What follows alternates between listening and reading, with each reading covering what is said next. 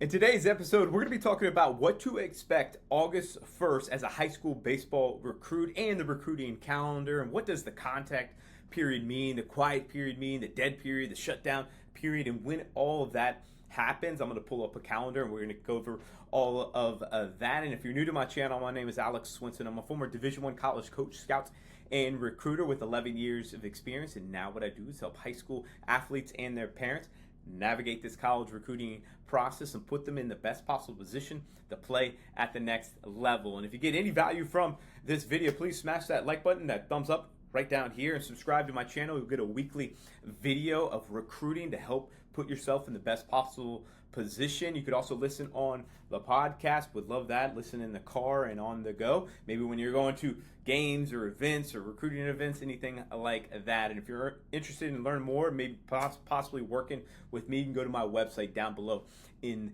the description. So let's dive into August 1st. And this is a really healthy rule that's pretty new as of this recording. So this was implemented in 2023. We're a year out from that now. And before this rule, for baseball in particular, man, coaches can go and recruit and offer players as early as, we were seeing commitments like 7th and 8th grade, just kind of crazy. Well, now they cannot do that. They can only offer high school baseball players that are rising into their junior year. So finishing up sophomore year and rising into their junior year, August 1st. Okay, so this August 1st, coaches can start initiating contact with rising juniors on August 1st. They can talk to you at camps, just not about recruiting. So there is a little bit of a gray area with all of this, okay? Now, college coaches can talk to you at camps before August 1st, even show you around if it's part of the camp, okay? They just can't really discuss much recruiting activities or offer you. Definitely can't offer you before August 1st.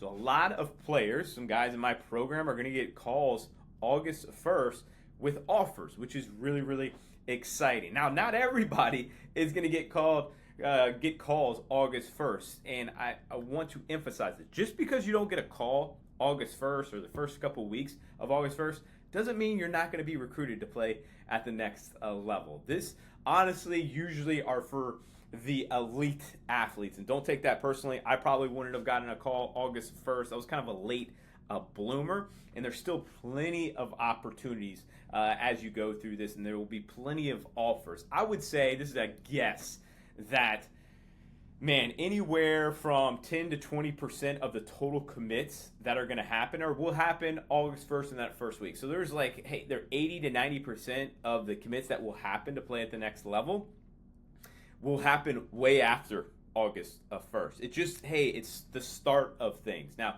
these college coaches, the kids that are getting calls August 1st, these coaches that watched them, they have evaluated them, they've even talked to them maybe at camps and things like that, and they're ready to move, okay? So I want to emphasize, just because you do not get an offer August 1st or a call August 1st doesn't mean you're not going to be recruited. Now, also, if you are an athlete, and I have discussions with my guys that are talking about this, I get offers and we haven't seen the campus yet, we are going to definitely want to do that. You don't want to accept an offer if you've never been on campus to get a feel if this is a good fit for you. This is a two-way street, not just the coaches, but the athlete as well. It needs to be a good fit, not just athletically, not just for the baseball program, but academically, geographically, socially, campus feel, all of that.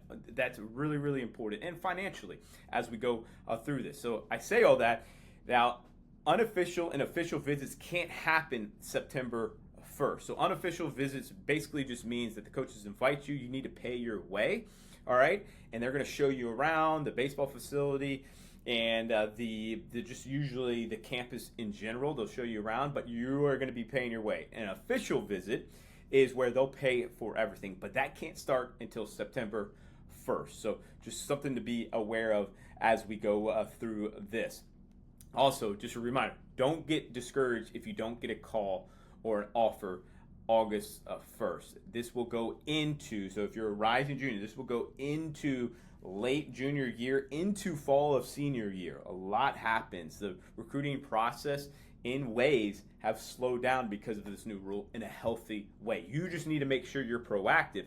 Don't sit back and just hope somebody finds you, because hope is not a good strategy. You want to be proactive going through this. Now, with that said, let's get into the recruiting calendar. And we are approaching August 1st. As of this recording, we're in July 2024. We are in the green, aka the contact period, until August 18th of 2024, and then we get into the quiet period. What does the quiet period mean? It means that college coaches cannot leave their campus to go and recruit athletes at showcases or recruiting events or tournaments like that. They can, all right, bring you on campus. You can go to a camp on campus. Think of them as like they gotta sit at their campus and watch players from there. They can't go anywhere else. They can also bring you on and walk you around. They just can't leave to go recruit athletes. The contact period, they are allowed to go out and recruit. And again, the quiet period, this is a very big misconception. Quiet period doesn't mean that they can't contact you. They can contact you, call you, all of that, especially if you are a rising junior past August 1. They can contact you really at any time other than the shutdown period, okay? So I bring this up is we want to make sure we are not going to third-party showcases or tournaments that are in the quiet period, because no college coaches will be there.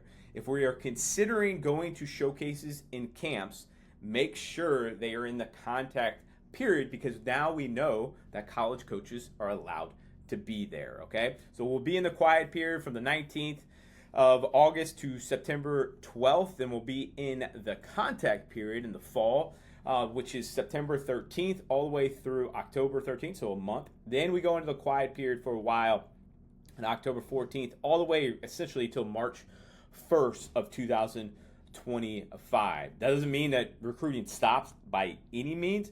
It just means that really they can only recruit, see you in person on their campus. Okay, whether they're offering you a visit, an unofficial or official visit, or at a camp. Camps are really big during this time, from the October 14th all the way into really, I would say January. February, they're getting ready for their season there. And then the shutdown period, nothing's really going on. They can't see you, they can't talk to you during that period. The dead period is they can contact you, they just can't see you face to face essentially there. So wanted to make sure that was clear. Biggest reason I want you to understand the recruiting calendar is to make sure that you're not going to events that are going to waste your time. All right. So if you're going to go to events, just make sure it's in the contact period. If you got any questions, let me know, and I look forward to seeing you in the next video. Take care.